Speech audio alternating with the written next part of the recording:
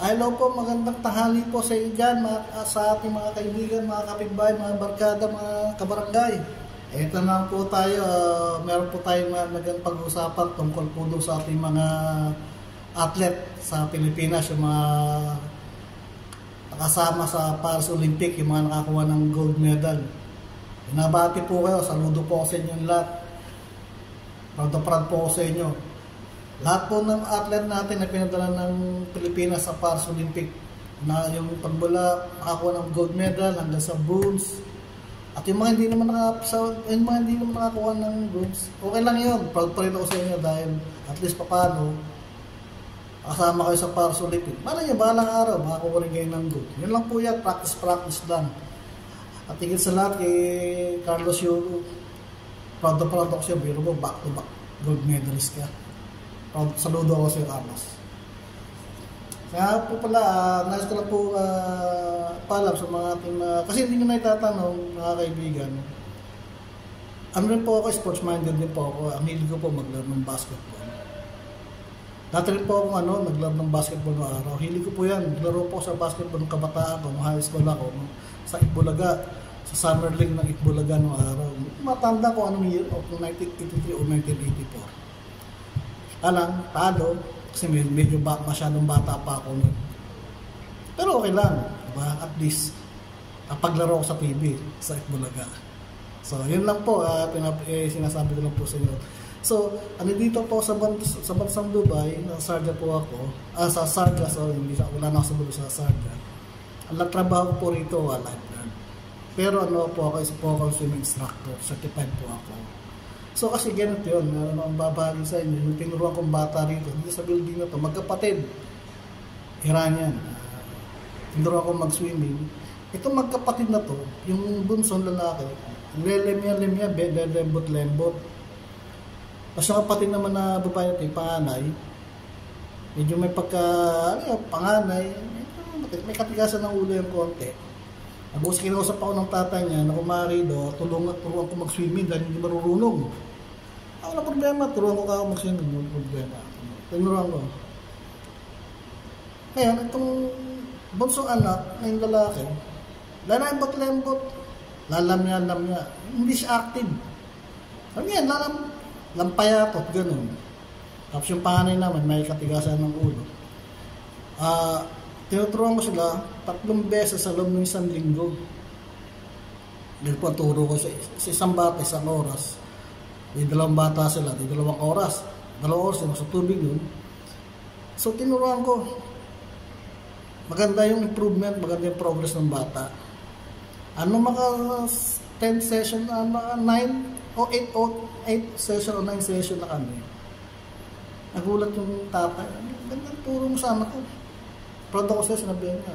Super ka magturo sa anak kasi nakita niya yung anak niya kung paano lumaki, paano mag-breaststroke, paano mag-backstroke. Maganda yung improvement, maganda yung improvement ng bata. Natutong lumaki talaga. Yun.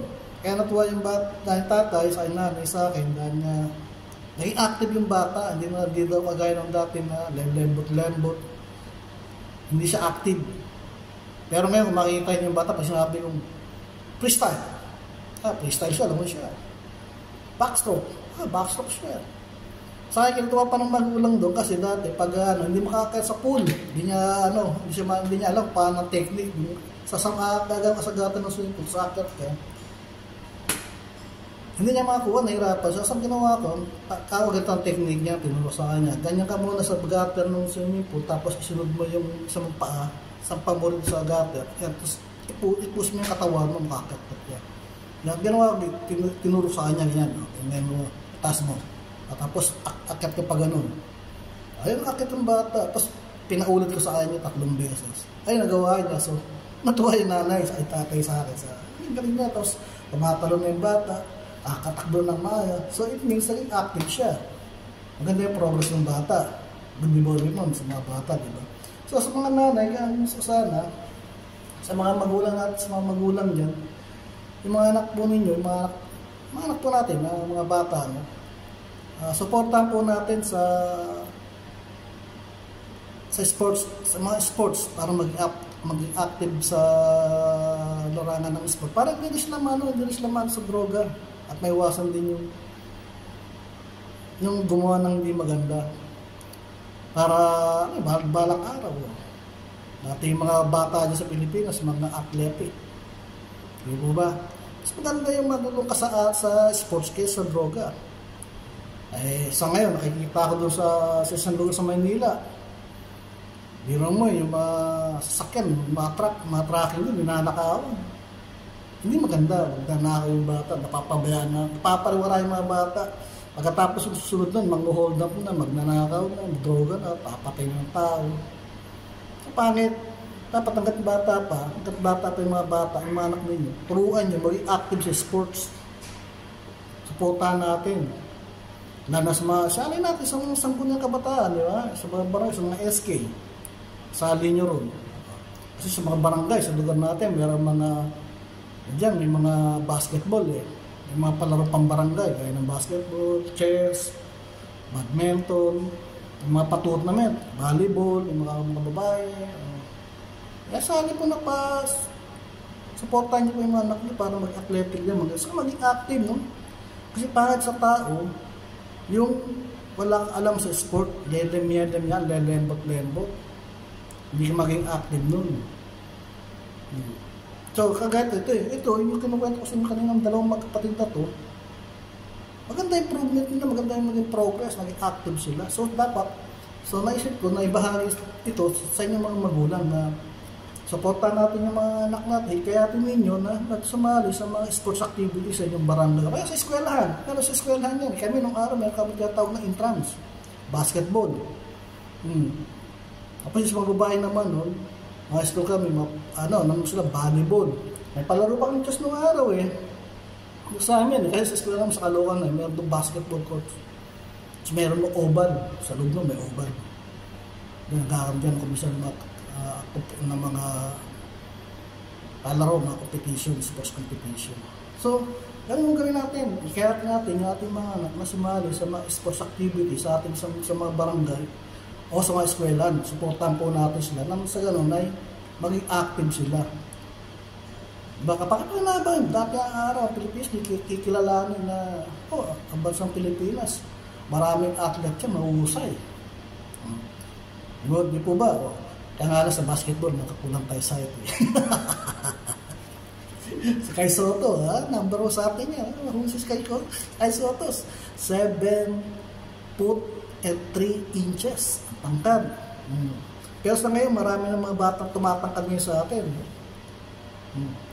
Makikinikilala na. Pero nyo, tinalo natin yung Latvia. 6 rank yan sa buong mundo, sa basketball.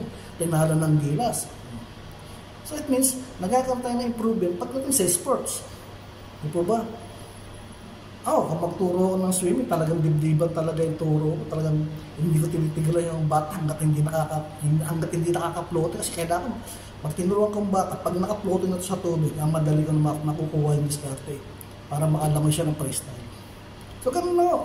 Turuan natin yung anak natin na maging active sa sports. Suportahan natin. Kasi kapag ang bata walang suporta sa magulang, pinababayaan lang, hindi maging maganda to. Kailangan makasupport tayo sa bawat activity ng ating mga anak, lalo na sa sports.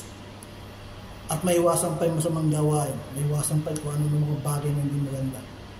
So, ipakita natin sa anak natin na ganito gawin mo, sumali ka sa sports competition, supportado kita, kung ano mo kailangan mo, sabihin mo na kay mama, kay papa. Ibibigay namin sa'yo. Di po ba?